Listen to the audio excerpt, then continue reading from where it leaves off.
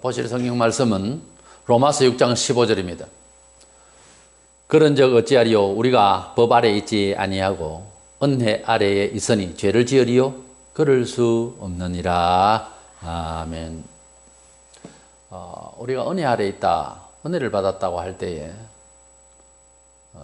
하나님께서 아들을 이 세상에 주셔서 우리 죄를 위하여 속죄 제물로 주셨는데, 그 예수님을 통해서 우리가 단지 그 예수님의 공로를 믿고 회개하고 나오면은 죄사함을 받게 하신다고 하는 하나님의 언약 안에 들어있을 때 우리가 은혜를 받았다 그럽니다.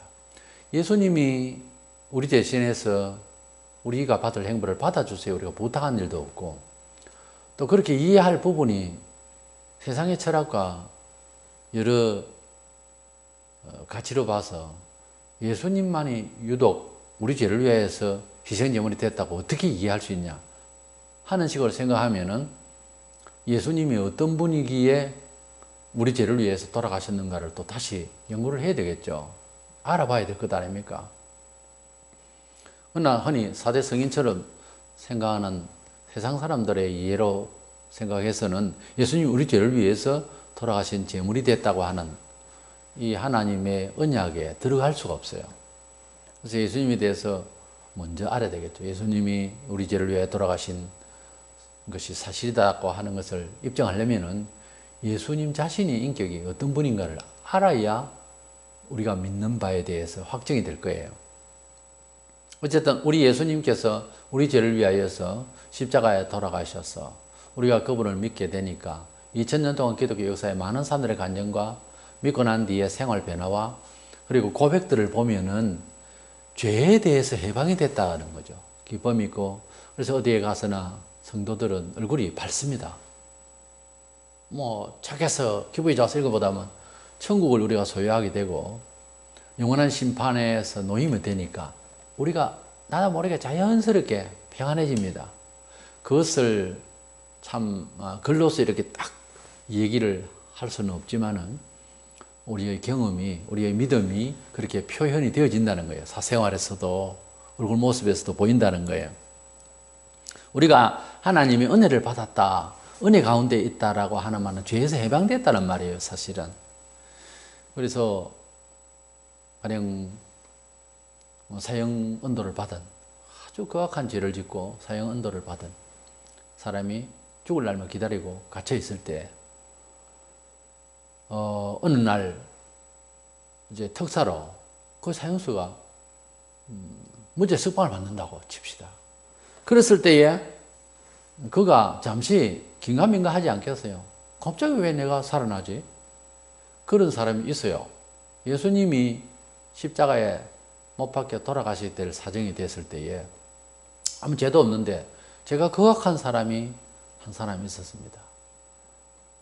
그런데 예수 대신해서 바라바라는 사람이 다시 살게 됐어요. 우리나라 해방절에 그 특사로, 대통령 특사로 무죄 석방을 받게 되는 그런 경우가 해마다 생기는데 이 사람이 살게 된 거예요. 그랬을 때에 내가 왜 감옥에서 나왔지? 내가 사형수로서 어떻게 나왔지? 아마 벙벙했을 겁니다. 우리가 이 세상에 살아가면서 예수님이 내 죄를 위해 돌아가시니 너는 나오라, 너는 무죄 석방이다 이렇게 한다면 누군들 금방 그게 깨달아지고 믿어지겠어요? 그런데 그것이 믿어지는 시간이 옵니다. 왜? 나왔으니까. 그리스도께로 나와서 말씀을 듣고 교회 중심적 생활을 하다 보면 영혼이 가벼워짐을 체험하게 되어 있어요. 아, 이것이 빠져나온 거구나. 세상에 매여 있던 것이 빠져나온 거구나. 혹시 또 묶여있는 거 있으면 다 풀어내서 빠져나와야 되겠다. 이게 성화 생활인 거예요. 성경적 삶이요, 하나님 중심적 삶이요, 교회 중심적 삶을 자꾸 만들어 나가는 것이 해방되는 거죠. 로마서 8장 2절에 보면 이는 그리스도 예수 안에 있는 생명의 성령의 법이 죄와 사망의 법에서 너를 해방하였습니다. 우리가 죄와 사망의 법이라고 하는 것은 세상에 묶여 사는 희열애가를 가지고 있지만, 그러나 세상에 살아가는 동안에 우리의 삶이라고 하는 것은 7, 80년 생애를 살다 보면 다 그렇게들 고백들을 하고, 저도 60이 넘어서 중반에서 생각을 해보니까 이 세상의 모든 것들이 다 허망한 거고 사실은 죄된 거예요. 옳은 게 제대로 하나도 없어요, 이 세상에. 그러면 어쩝니까? 그래도 살아야 되잖아요. 그러니까 온갖 부정행위가 일어날 수밖에 없고 아무리 제도적으로 법을 만들어도 안 돼요, 그게. 어느 시대나 깔끔하게 다 살고 하는 그런 나라 봤습니까? 안 되는 거예요. 아무리 정치 개혁을 해도 안 되는 거예요, 그거는. 그래서 하나님께서 우리 마음을 건드려 주지 아니하시고 하나님께서 우리 마음을 보호해 주지 아니하시면 이게 안 되는 거예요. 그래서 하나님께서 아들을 우리 대신해서 희생 제물로 삼으시고 그래서 우리 대신해서 죽으신 것을 믿으면은 그 믿는다고 하는 케이스 안에서 성령께서 작용하셔서 우리 마음이 마음의 평안을 얻게 된다는 거예요. 그래서 교회가 가지고 있는 세상에 이제 그 상대적으로 가지고 있는 그 특징이 있다면 평안이에요. 그래서 처음에 예수님이 이 세상에 탄생하셨을 때 천사들이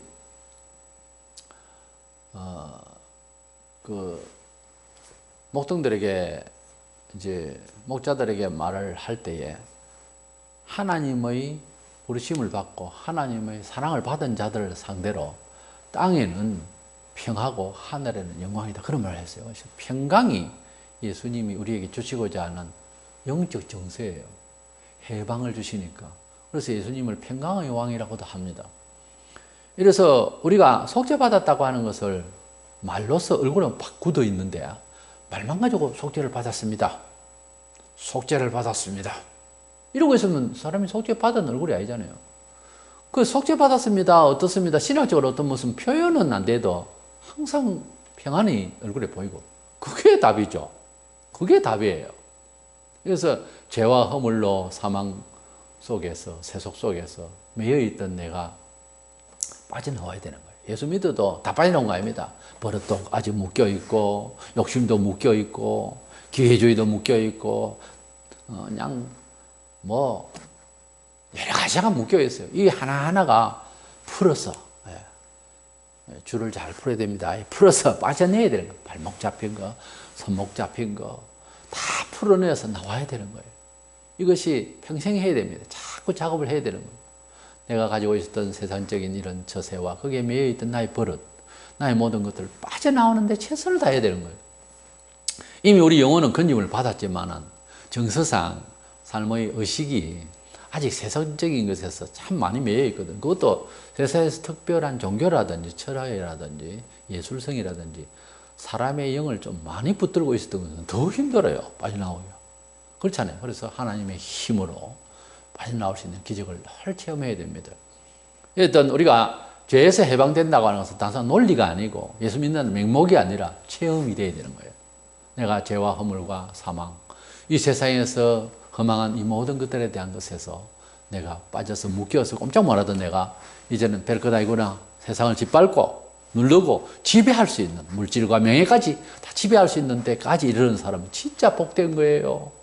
뭘 많이 가진 것보다 훨씬 복된 거. 어떻게 보면 뭘 많이 가지고 높은 집에 있고 그거 매여 있는 거예요. 잘못하면은.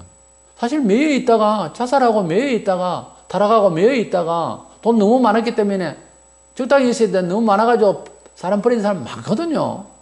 아니 그게 또 거의 그래요. 명예도 그렇고. 그러니까 뭐든지 붙들고 있는 것이 매여 있는 것은 아니어야 한다는 거예요. 자유로워야 되는 거예요. 이것을 잘 컨트롤해서 이용가치가 선하고 하나님 보시기에 사람들 보기에 좋고 이래야지. 여기에 매였다 하면 이제 뭐죠? 혹시 기부를 많이 하는 좋은 분들이 많은데 기부도 하나의 자기의 생애의 행사가 되고 기부가 하나의 자기를 지켜나가는데 이상한 그런 정신적 작용을 하는데 자기 즐거움이 되어버리면은 물론 즐거움이 있어요. 남을 도우면. 근데 그것도 매이게 되는 거죠. 기부를 하기 위해서 다른 짓으로 돈을 버리고 죄를 지으면 그 기부하면 뭐합니까? 한쪽에서는 죄를 지어 돈을 버리고 한쪽에 기부하고 이런 사람이 있거든요. 근데 그런 진정한 기부 안 해. 그래서 기부하는 것 참 좋은데 성경의 근거도 있고요. 이웃을 불쌍해. 그러나 그것을 위해서 자기 욕심 또는 세상의 어떤 자기 불의함이 함께 간다면 그 기부 안 하는 게 나아요. 우리가 하나님의 은혜를 받았다 할 때, 오늘 제가 은혜인데, 이 은혜를 뭘로 설명해요? 은혜는 내가 어떻게 할 수가 없는 그런 심판받을 존재가 하나님께서 아들을 주셔서 속량함을 주셨으니 이것을 믿게 되어 정말 내 영혼이 설명할 수 없는 영혼의 자유로움을 얻었으니 이것이 은혜라는 거예요. 이거는 물질적으로 계산하는 게 아닙니다. 이것은 뭐 예수 믿고 나면 뭐 잘 되고 그런 거하고 아무 상관이 없어요. 영혼이 잘 되어 있는 상태. 어디에까지? 순교의 자리에 가서도 그 평안이 있어야 돼요. 어디까지? 큰 환란이 있어도 거기에서도 예수 한 분으로 족할 수 있어야 돼요.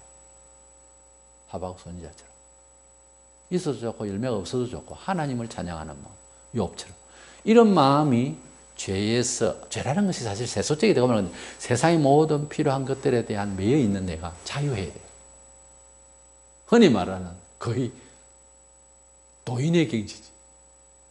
근데 그것이 어렵다, 불가능하다가 그만 말할 게 아니고 가능해요. 성경에는 우리 영혼을 죄와 사망의 이 세력에서 자유롭게 해주신다고 그랬어요. 아들 아니고는, 하나님 아들 아니고는 이런 자유를 얻을 수가 없다는 거예요. 그 어떤 과학과 문화적인 조건 가지고도 사람의 진정한 영적 평안을 가질 수가 없다는 거예요. 사람들의 평강을 말하는 악인에게는 평안이 없다다 했어요. 세상에서 평안하리라, 좋은 집에 가면 평안하리라, 촌에 가면 평안하리라, 도시는 싫어, 지구가 싫어, 달나라 가면 평안하리라, 다 그 거짓말입니다. 안 되는 이야기예요. 평안은 하나님께서 주십니다. 평강은 하나님께서 주시는 은혜입니다. 그래서 우리 은혜라고 하는 것은 영혼에 죄된 것, 죄로 인한 심판, 억눌러져 있는 것, 매여 있는 것, 습관적으로 세속적인 것, 이 모든 우리의 지구촌의 삶의 그리스도 밖에 있는 삶의 의식이고 정서고 습관들입니다. 여기에서 자유로워야 된다고 하는 것은 사람으로서는 어려워요. 하나님께서 예수 그리스도를 통하여서 성령의 감화를 받고 그거 자유로운 것도. 어제까지만 해도 돈과 명예에서 확 눌려있고 원수지간이 이러더라도 성령께서 감화하시고 이 믿음 가운데 들어가면 다 풀어집니다. 주고. 물론 뭐 죄를 사랑한다는 말이 아니에요. 그래서 다 구분해서 구별돼서 살아야 되지만 내 마음만은 영적으로 평강을 듬뿍 받아야 되는 겁니다. 그래야 내가 일단 살아야 뭐 남을 살리든지 말든지 하죠. 그래서 은혜 아래 있다는 말은 그런 말이고요. 그 다음에 이 은혜에 대해서 오용을 해서 이 죄를 지어도 괜찮는가 생각을 하는 경우가 있어요. 예수님께서 우리 죄를 위하여 돌아가셨다는 것을 처음에 복음을 전파할 때 유대인들도 그럼 죄를 지어도 다 용서한다고 하면 너희들이 지금 죄를 짓는 것 아니냐, 뭐 이런 식으로 비난을 하고, 또 심지어 어떤 교인들도 당시에나 지금이나 언제든지 보면 하나님 다 용서하시니까 이래가지고서 하나님 백성들은 죄를 지어도 괜찮다 하는, 지옥 천당은 하나님의 권한에 있어서 우리가 삼자의 입장에서 볼 때 예수 믿으면 구원은 받겠죠.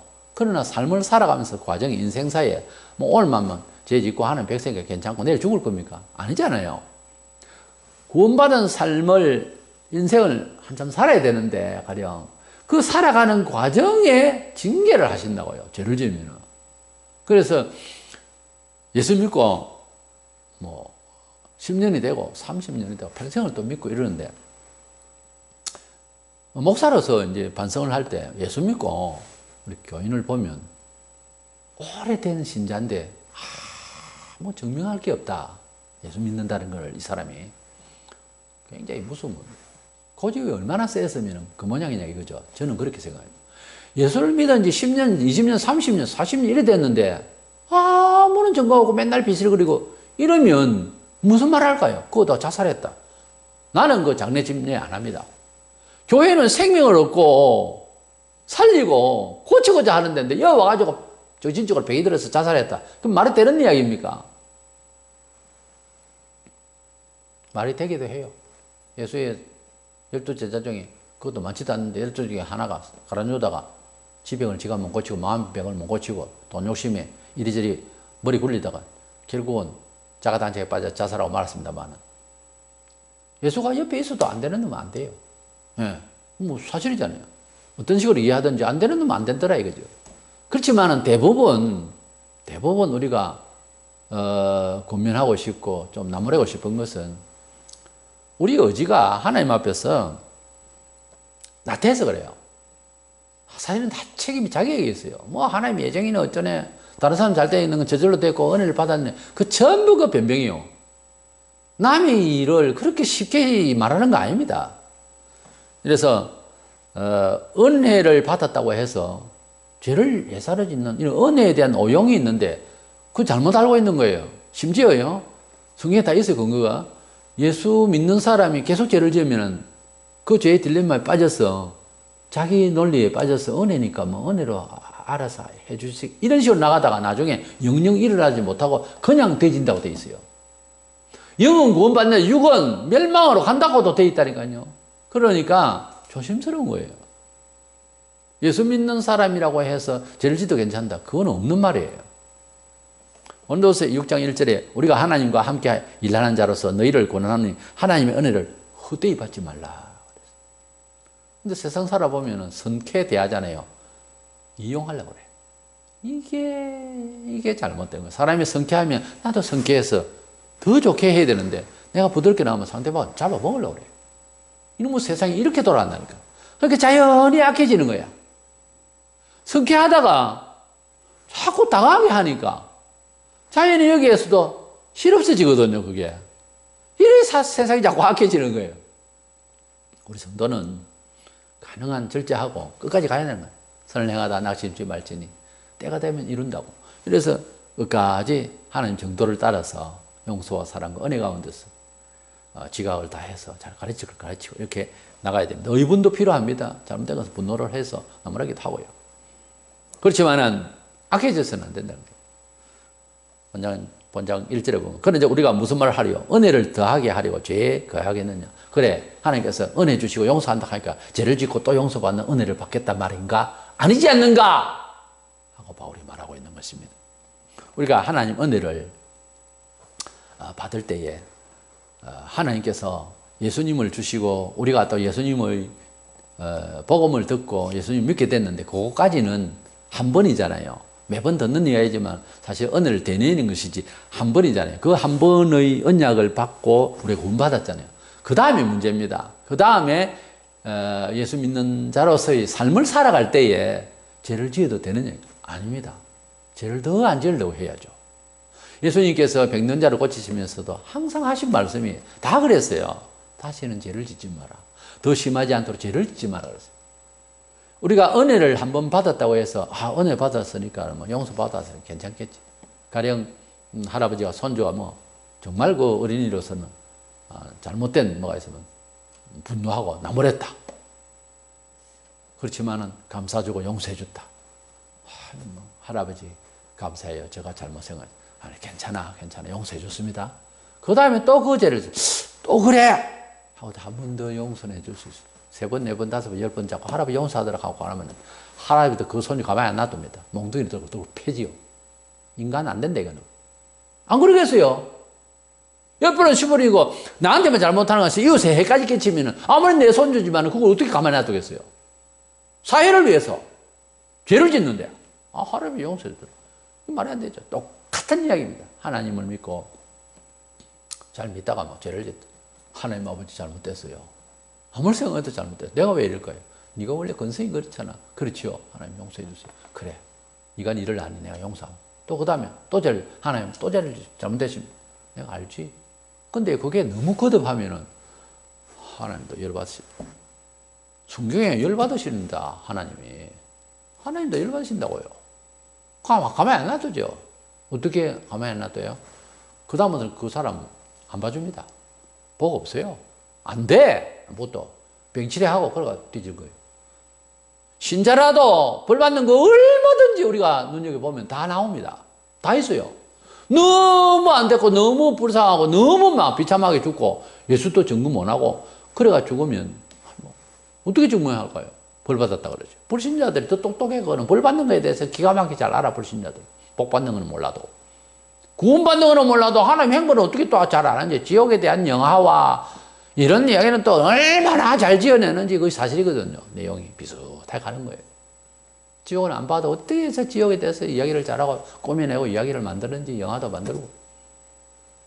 우리가 하나님의 은혜를 받아서 구원을 받았다고 할 때에 그 은혜에 대해서 어째요? 더 감사하고 더 은혜로운 의를 사모하고 선을 사모하고 하나님의 정도를 사모해야 되는데 용서받았다는 그 재미로 죄를 짓고 또 용서받고 그것도 한두 번이지 계속 그래 하면은 누가 그걸 좋아하겠어요? 하나님이나 사람이나. 하나님은 무한대로 사랑하신다. 그 사랑이요. 영원한 구원에 대한 책임이지. 죄를 짓는 내버려 둔다 하면 하나님이 공의로 이 세상을 반듯하게 인도하시려고 하는데 그렇잖아요. 마음대로 인도합니까? 근데 나는 괜찮지만은 옆 사람에 대해서 이웃에 대해서 해를 끼칠 만큼 계속 죄를 지으면 아무리 성도지만은 아무리 예수를 잘 믿는다 하고 11조하고 주일 성사하고 뭐 찬송 잘하고 한들 죄를 그렇게 지으면 가만히 안 두겠어요? 참으십니다. 오래 참으십니다. 그런데 한 방에 날아갑니다. 한 방에 갑니다. 교인은 억하고 오늘 가버립니다. 불신자들은 모르지만 신자는요, 하나님 너무 많이 보호를 합니다. 아주 커버를 하세요. 그래 놓고 도저히 기회를 기다리다 안 되면 때려버립니다. 하나님 맺히십니다. 이스라엘 보세요. 구약의 대략 잡아서 말라기에서부터 마태복음까지 보면 약 450년 정도 됩니다. 그것만 해도 이사야 시대 예레미야 저 위에까지 가면 한 5, 600년 그때부터 타락해가 있는 내용이 나온다니까요. 5, 600년을 참으셨어요. 그러다가 이스라엘 민족 자체가 날아가 버렸어요. 안 날아갈 줄 알았지 뭐. 어제도 이래 살았는데 오늘도 안 괜찮겠나. 그 생각하다가 성도들 매맞는다 하는 것 아셔야 됩니다. 성경에 하나님께서 심판하실 때 교회를 먼저 살핀다고 그랬어요. 교회를 먼저 심판한다고 그랬어요. 판단한다, 구분한다. 말세가 되면 참교회와 거짓교회를 쫙 갈라집니다. 보세요 두고. 그러니까 하나님께서 심판하시는 날이 왔다 하는 것을 알려면 교회가 냉정한 판단을 받는 것을 보면 말세인 줄 알아야 됩니다. 반드시 성경에는 신자가 먼저 판단을 받아요.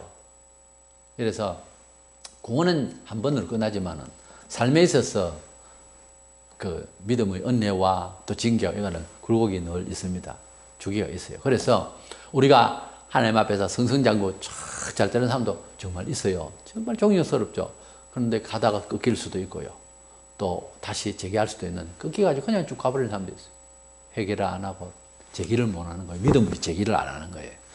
그건 뭐냐 하면 하나님의 은혜를 우습게 보는 거예요. 하나님의 은혜라고 하는 것은 그렇게 가볍게 재지도 괜찮고 사기를 치도 괜찮겠지. 하나님 은혜로 정말 잘못 알고 있는 거예요. 불신자들도 욕할 겁니다. 그런 원리로 이야기하면. 말도 안 되는 짓이잖아요. 죄를 더 안 짓도록 하는 게 맞죠. 그래서 성도들은 죄를 지었으면 회개하고 다시 재개해서 죄를 안 지으려고 해야 됩니다. 이래서 하나님의 은혜에 대한 이해를 바로 하기를 원합니다. 하나님의 은혜는 예수 그리스도를 통하여 영생을 주신 큰 이 은혜를 받았다는 거예요. 또한 그 은혜는 예수 안에서 더 잘되게 하시고 복되게 하시는 모든 은혜를 우리의 처세 세상적인 것을 넘어서서 주시는 믿음의 은총들이 있어요. 그런데 이 은혜라는 개념을 오용해서 죄지도 계속 용서하시리라고 하는 없어요. 성경에 그런 거는. 그 생각을 자기가 해버린 거예요. 누가 가르쳤는지 모르지만 그것도 마귀가 가르쳐 준 겁니다. 성도가 타락하게 되면은 못 이렇습니다. 세상이 성도들을 고칠 수 있어요. 병원에 가서 상담하고 그래서 무슨 심리치료를 하고 말도 안 되는 소리예요. 성도를 한번 휘감아 버리면 하나님께서 통치해서 하나님께서 관심해서 성도를 한번 휘감아 버리면 그 병원에 가서 못 고칩니다. 하나님께서 진노하시면 사람이 못 말려요. 하나님께서 성도들을 진노 안 한다고요? 애굽에서 이끌어낸 이스라엘도 칩니다. 하나님께서는 하나님 백성이기 때문에 더 친다고 히브리서에 받으시는 아들들마다 매질을 한다. 히브리 12장에. 그렇게 말하고 있습니다. 그래서 우리는 하나님의 자녀이기 때문에 하나님의 거룩성을 더 사모하는 자가 되어야 더 은혜를 받을 수가 있습니다. 하나님 은혜는 죄 가운데서 계속 내린다. 그거 진짜 안 되는 이상한 말입니다. 그거는 정말로 말도 안 되는 그런 유혹인 줄 알고 항상 성도는 잘못된 것에 대해서 철저히 반성하고 또 버리고 다시 또 거룩으로 사모하면서 앞으로 나아갈 수 있도록 이렇게 생각하는 것이 참 은혜를 받는 비법이지. 죄지도 용서하더라. 한 번 용서받았겠지. 두 번 용서받았겠지. 자꾸 가면서 희미해집니다. 그 용서가. 큰일 납니다. 그래서 죄를 안 짓도록 하는 것이 오히려 은혜다. 기억하시기를 축원합니다.